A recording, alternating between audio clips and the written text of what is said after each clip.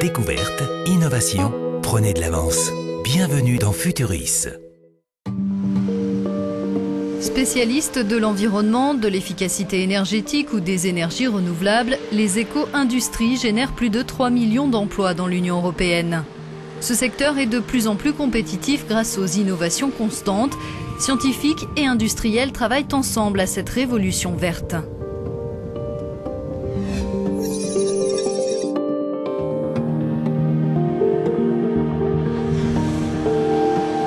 Dans le centre de Londres, on a parfois du mal à respirer.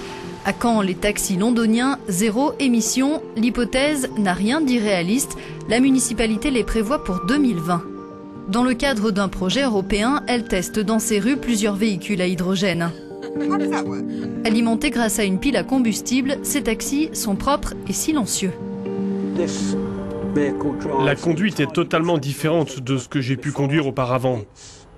C'est plus fluide, plus silencieux, et c'est un plaisir à conduire. Le véhicule réagit bien, tout est géré électroniquement, donc j'ai moins de choses à faire.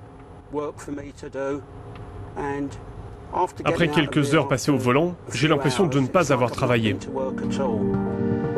Un plein d'hydrogène procure à ces voitures une autonomie pouvant aller jusqu'à 400 km dans le trafic urbain.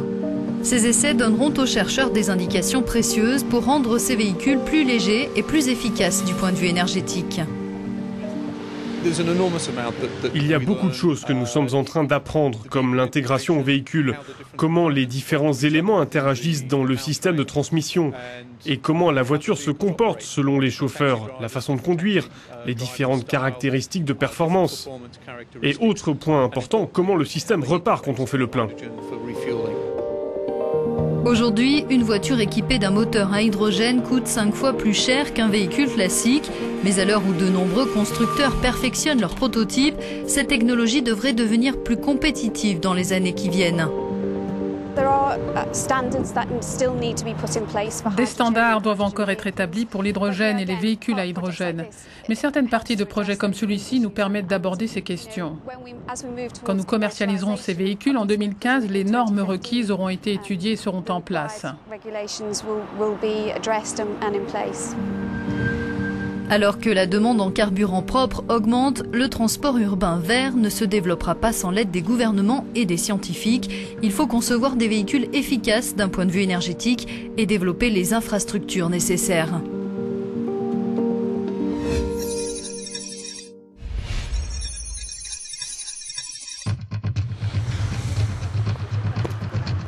En Italie, les éco-industries européennes peuvent trouver un partenaire de choix, le Centre commun de recherche de la Commission européenne.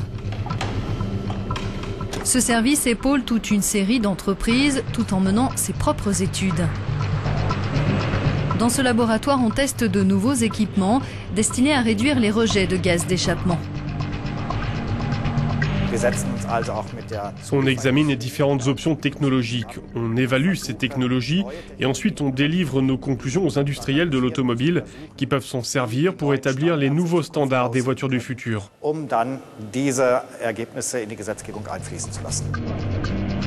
L'hydrogène représente-t-il une alternative propre si on utilise des carburants fossiles pour le produire ? La recherche de solutions plus écologiques impose de tenir compte de l'empreinte globale. C'est tout le travail de ces scientifiques. Il est certainement vrai qu'au plan local, à l'échelle de la ville, les véhicules électriques et à hydrogène sont plus propres en termes d'émissions de gaz d'échappement. Mais le travail de recherche est important pour tenir compte de toute la chaîne énergétique, pas seulement de ce qui se passe au niveau de la voiture. Pour se rapprocher au maximum des conditions réelles, le Centre commun de recherche a développé un système portatif installé à bord, ce qui permet aux scientifiques d'effectuer leurs mesures en circulation.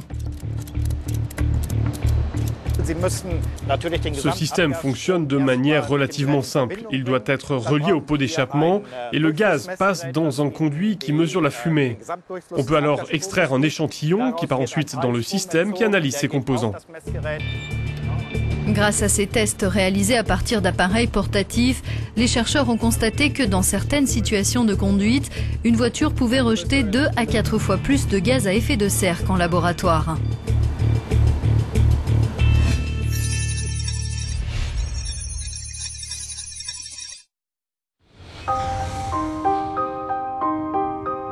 Autre secteur industriel qui participe à cette révolution verte, la production d'électricité grâce à l'énergie solaire. Cette ancienne base militaire près de Brandebourg est récemment devenue la plus grande installation photovoltaïque d'Europe avec une superficie de 200 hectares. La production annuelle atteint 85 gigawattheures, ce qui correspond à la consommation électrique de 22 500 foyers, une ville d'environ 90 000 habitants. Cette centrale a ainsi permis de réduire de 50 000 tonnes les émissions annuelles de CO2 dans la région. En Allemagne, où l'ensoleillement est d'environ 1000 heures par an, la rentabilité est aussi au rendez-vous. Sur 30 ans, la durée de vie de ce type d'installation. Il y a eu d'importants progrès au niveau du rendement et de la réduction des coûts sur les 2 dernières années. Donc le photovoltaïque est aujourd'hui une option viable pour remplacer les carburants fossiles par une source d'énergie propre.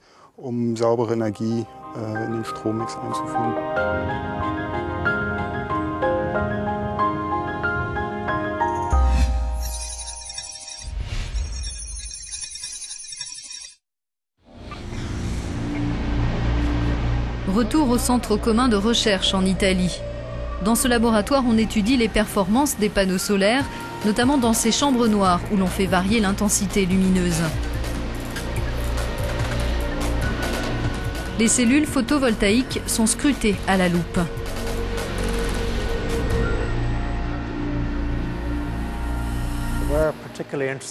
Nous sommes particulièrement intéressés par la production électrique du panneau lui-même pour que nous puissions déterminer la quantité que le panneau devrait produire dans des conditions standards de température et de rayonnement solaire.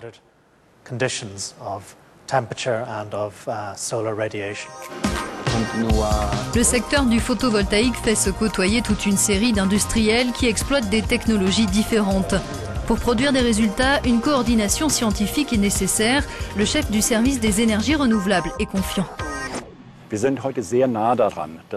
On est très proche de la compétitivité face aux énergies conventionnelles, d'autant plus que de nouvelles générations de chercheurs apportent des idées neuves, notamment en associant d'autres disciplines comme les biotechnologies et la chimie. Je suis sûr que tout cela va faire progresser ce secteur et que le solaire va devenir une source d'énergie massive.